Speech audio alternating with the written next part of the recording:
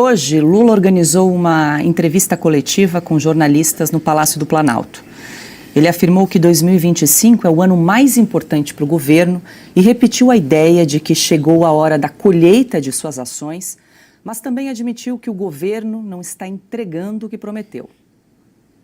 E é por isso que eu digo para todo mundo que este ano é o ano mais importante do governo, porque é o ano em que a gente começa a grande colheita de tudo que foi plantado em 2023 e 2024. Quando o companheiro Pimenta estava na comunicação, de vez em quando o Pimenta me aparecia com uma pesquisa, dizendo o que o povo estava pensando. Eu falava, Pimenta, mas é assim mesmo. Ou seja, você tem o primeiro ano de governo, que como você ganhou as eleições, o povo tem muita expectativa, sabe? E o povo está muito tranquilo. No segundo ano, seja para o presidente, para o governador ou para o prefeito, começa o povo a saber se a expectativa que ele tinha está sendo cumprida. Eu dizia para o Pimenta, não se preocupe com pesquisa, porque o povo tem razão. A gente não está entregando aquilo que a gente prometeu. Então, como é que o povo vai falar bem do governo se a gente não está entregando?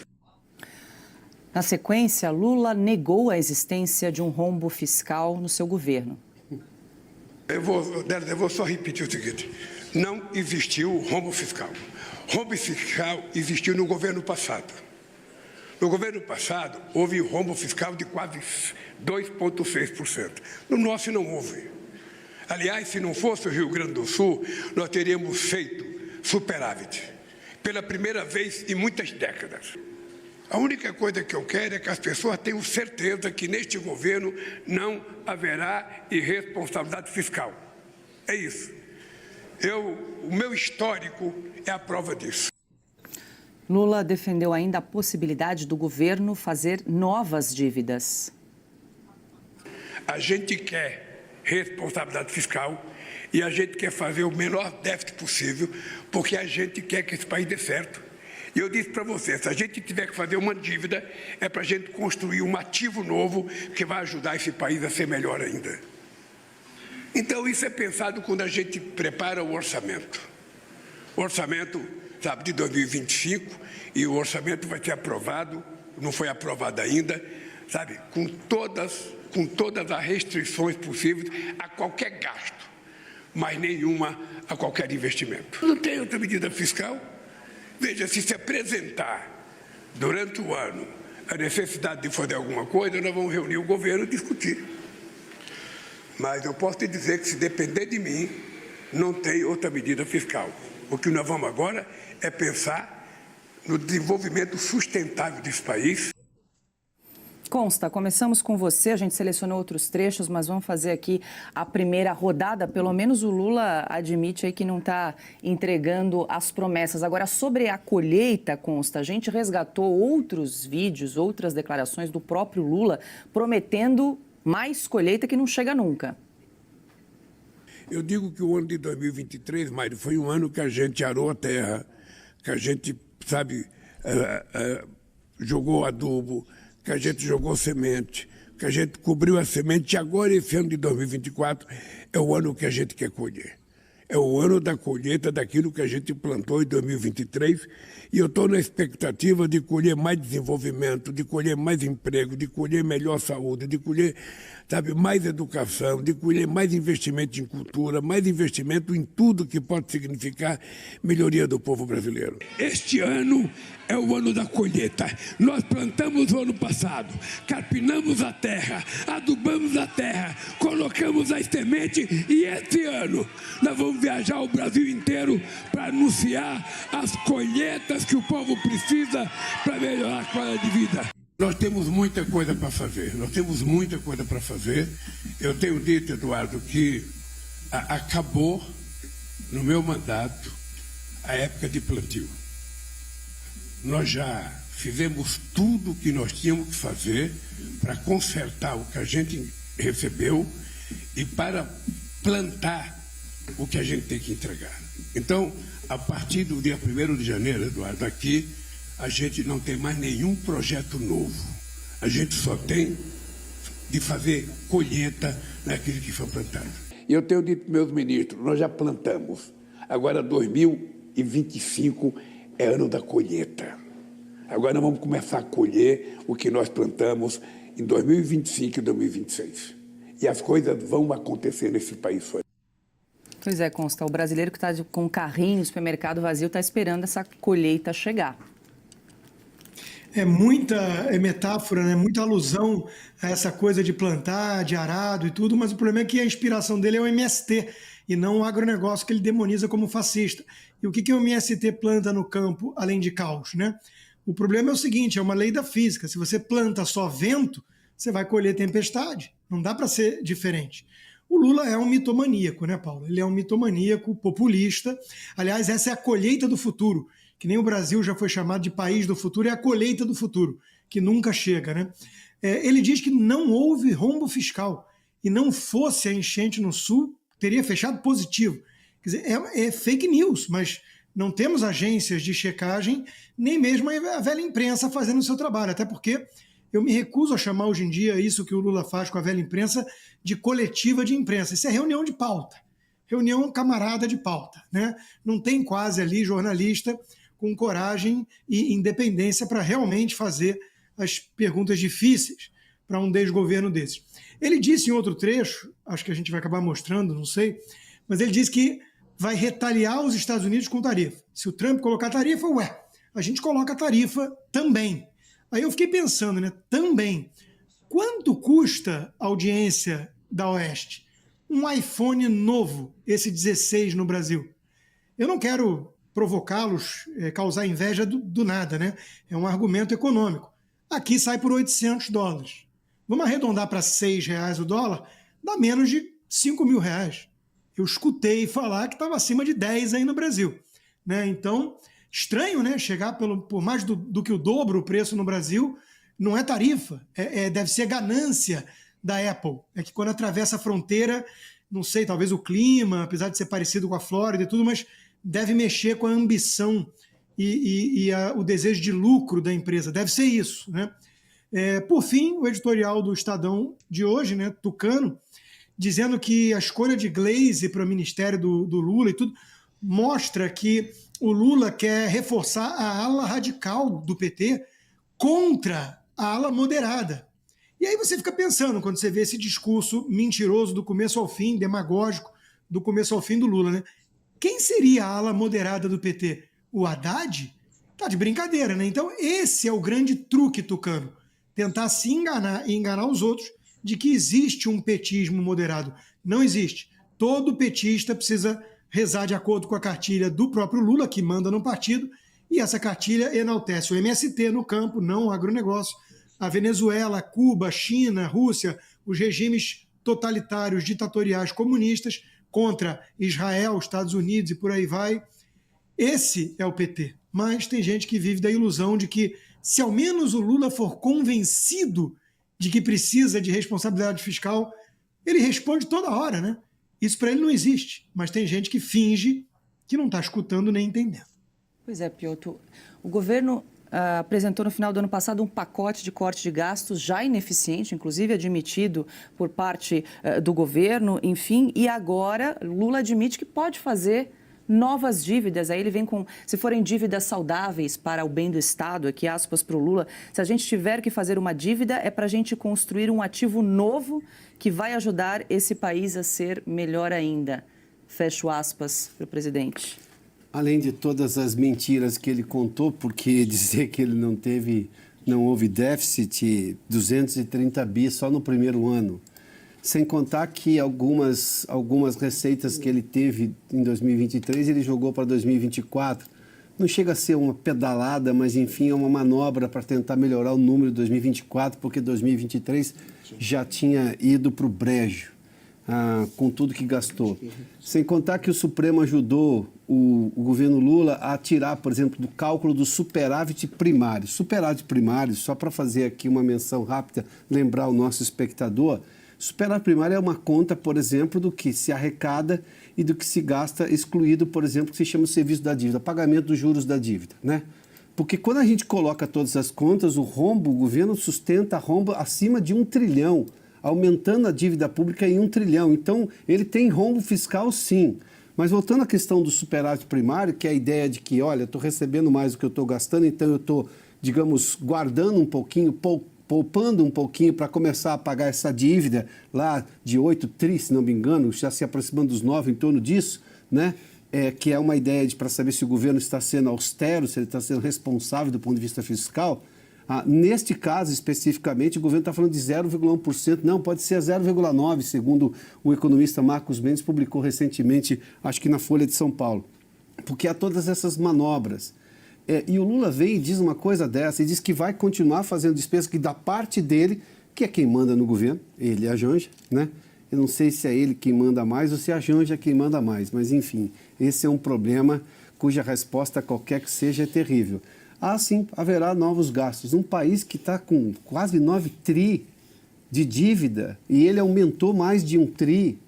Este é o ponto. E ele diz que não tem déficit, que não tem rombo.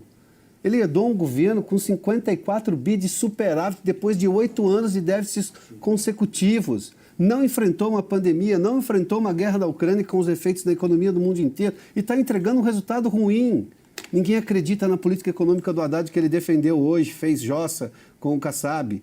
A verdade é que todo mundo acha que o Kassab está certo e o Lula está errado, mas, enfim, de onde é que ele está tirando essas ideias todas, né? Mas, enfim, ele fala, aqueles jornalistas todos, ninguém pergunta nada, então fica o Lula fazendo comício, porque isso aí foi um palanque.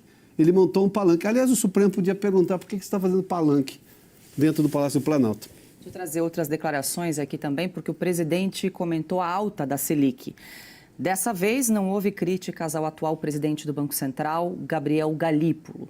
Para o petista, não se pode dar um cavalo de pau na taxa de juros.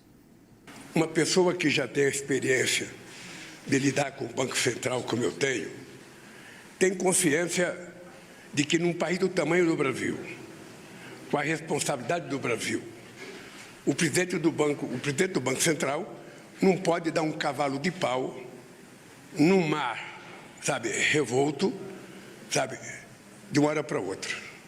Já estava praticamente demarcado a necessidade da subida de juros pelo outro presidente, e o Galípolo fez aquilo que ele entendeu que deveria fazer.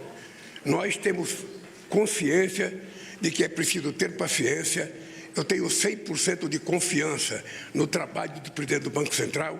Eu tenho certeza que ele vai criar as condições para entregar ao povo brasileiro uma taxa de juros menor, no tempo em que a política permitir que ele faça. O petista defendeu publicamente o seu ministro da Fazenda, Fernando Haddad, e rebateu as críticas de Gilberto Kassab, presidente do PSD. Quando eu vi a história do companheiro Kassab, eu comecei a rir. Porque, como ele disse, se a eleição fosse hoje, eu perderia. Eu olhei no calendário e percebi que a eleição vai ser só daqui a 2 anos. Eu fiquei muito despreocupado, porque hoje não tem eleição. Segundo, eu acho que o Kassab foi injusto com o significado do companheiro Haddad no Ministério da Fazenda. Silvio, eu estou curiosa para te ouvir sobre que leitura que você faz sobre o tom dessa coletiva do presidente Lula, porque me pareceu em vários momentos que ele está preocupado, está vendo que o barco está afundando, claro que publicamente não pode admitir, mas deixou ali algumas pontas que está entendendo que a economia está indo muito mal e que, assim, precisa de um saculejo. Bom, em primeiro lugar, Paula, eu acho que o media training do Sidônio, do novo ministro da Propaganda, é péssimo. É péssimo. O tom é ruim, ele fala mentiras, é um discurso maquiado que já não cola mais à luz do tempo. Estamos em 2025, ele já cruzou a linha da metade do mandato. Ele tem erros temporais na fala dele, principalmente quando ele fala em colheita. Bom, então a safra desse governo está muito atrasada, porque ele já entra com previsões negativas. Os ministros dele são os mensageiros de notícias ruins. Troque o alface pela chicória, desista da laranja. A picanha nunca chegou. Então, ele não percebe que o tempo verbal está errado, que a embalagem de toda essa fala ela é analógica, é equivocada, porque as pessoas hoje têm acesso às redes sociais, porque os brasileiros estão percebendo no bolso o que está acontecendo, já que o tema matriz, né, a linha condutora de toda essa fala e entrevista foi a economia, os brasileiros estão sentindo no bolso o que ele não sente, o que os seus ministros não sentem, o que a Janja não sente, porque não vão ao supermercado, eles não fazem a feira, eles não sabem os preços das prateleiras das farmácias, como está caro comprar remédio, eles não sabem quanto custa a conta de luz e água, porque eles estão hospedados no poder. Fico aqui até um tanto embasbacado, talvez seja essa a palavra, quando ele ri do Gilberto Kassab, porque ele está rindo de uma das figuras de proa da política brasileira. Você pode criticar o Kassab pelo que quiser, não é de centro, não é de direita, não é de esquerda. O Kassab, como eu falei ontem, é um pé de valsa político, ele vai para onde a dança está indo. Ele tem cargos em todos os governos, em São Paulo, na máquina federal, nas prefeituras, tudo bem. Mas o Kassab é um leitor político de primeira linha. Ele sabe o que é que acontece. O Augusto ontem fez um comentário nessa linha também, que o Gilberto Kassab é muito informado.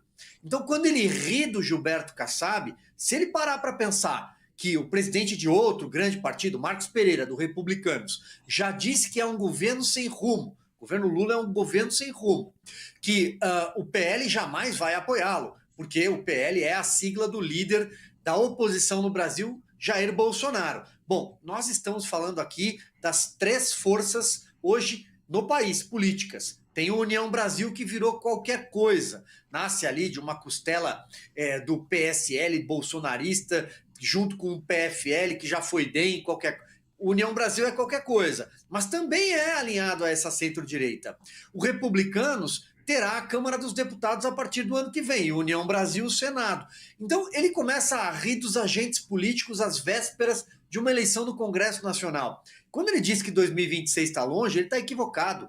2026 já começou, essa eleição já está em curso. Não sabemos quem serão os candidatos, mas sabemos o que o eleitor começa a pensar. Não preciso invocar pesquisas aqui. Todo mundo sabe o que eu penso dos institutos de pesquisa. Mas todos eles, que sempre foram favoráveis ao governo, hoje mostram a tal boca do jacaré aberta no sentido contrário. Aprovação e desaprovação em linhas completamente opostas. Então, ele deveria sim se preocupar. Ele não tem mágica alguma. A mágica dele é trazer para dentro do governo uma figura raivosa como a Gleisi Hoffmann, uma figura que comanda o PT com o braço mais radical e que só será um anteparo para o próprio PT na antessala. E, por fim, finalizo.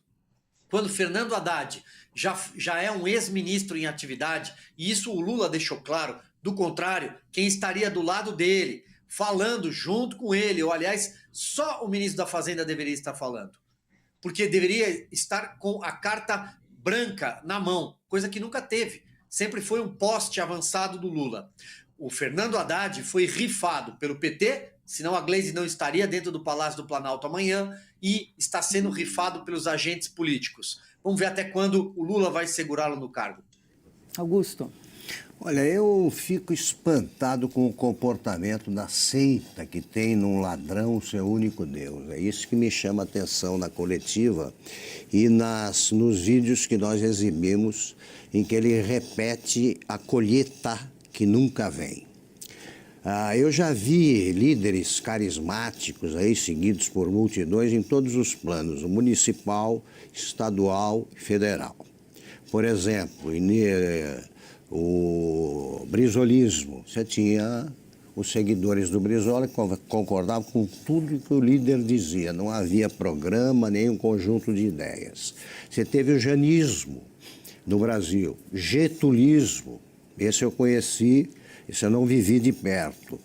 Mas você tem, isso é comum no Brasil. Eu nunca vi um rebanho tão obediente, eu nunca vi. No nível municipal, por exemplo, o eleitor chega e cobra promessas, aí ninguém chega para o Lula e diz, um que seja amigo dele, olha, você de novo falou em colheita, Aliás, não é colheita, é colheita. Isso ajuda. Tem sempre alguém que fala, um amigo. Algum amigo falou para o Lula que não existia a palavra menos. Ele aprendeu. Isso ele aprende. Ele fala menos hoje. Mas são tão sabujos que eles são capazes de sorrir, como Eduardo Paes faz, quando ele culpa os gaúchos pela colheita que não veio no ano das enchentes. Ele culpa, ele diz que não é hora de dar o cavalo de pau na taxa de juros, coisa que ele exigia todo dia, enquanto o presidente do BC foi o Roberto Campos Neto. Agora ele muda. E ele repete coisas sem que alguém, esse novo assessor de imprensa responsável pela propaganda, foi nomeado para isso. Avisa que isso é uma coisa velha, botar culpa em outros, porque o Brasil e o mundo com as redes sociais mudaram. Agora você tem a informação, você sabe, está na cara que estamos lidando com um vigarista. E por isso o número de seguidores vai caindo progressivamente. Pois bem, eles continuam. Os que aparecem com o Lula, eles são lulistas. Para mim é um traço de loucura, de maluquice. E esse pessoal não se dá conta disso aí. Falem que não existe a palavra colheita, pelo menos, para que o Lula seja menos ridículo e não pareça tão farsante. A justiça mandou prender a dama do tráfico que visitou o Ministério da Justiça. Para quem não está entendendo quem é a dama do tráfico, ela ficou conhecida, teve até uma polêmica envolvendo por conta que ela visitou o Ministério da Justiça em 2023. 2 vezes ela foi recebida por autoridades no Ministério da Justiça. Só que ela foi condenada, ela recorria das sentenças, ela chegou a recorrer, mas agora ela foi condenada na última instância. Então, não tem mais como ela recorrer. Então, foi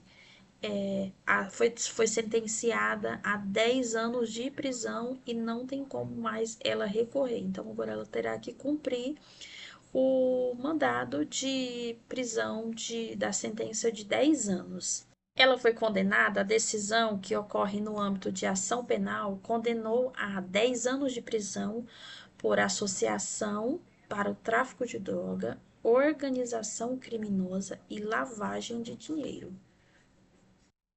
Então, Luciane, ela, que é a dama do tráfico, ela é casada com Clemilson dos Santos Faria, o tio Patinhas, uma das lideranças da facção criminosa Comando Vermelho no Amazonas, montada pelo Ministério Público do Amazonas como braço financeiro do Comando Vermelho. Então, ela é responsável por ocultar, empregar e lavar valores oriundos da máquina criminosa do tráfico de droga. Como que ela lavava esse dinheiro? Ela lavava esse dinheiro de forma adquirindo veículos de luxos, imóveis e registrando, abre aspas, em empresas laranjas.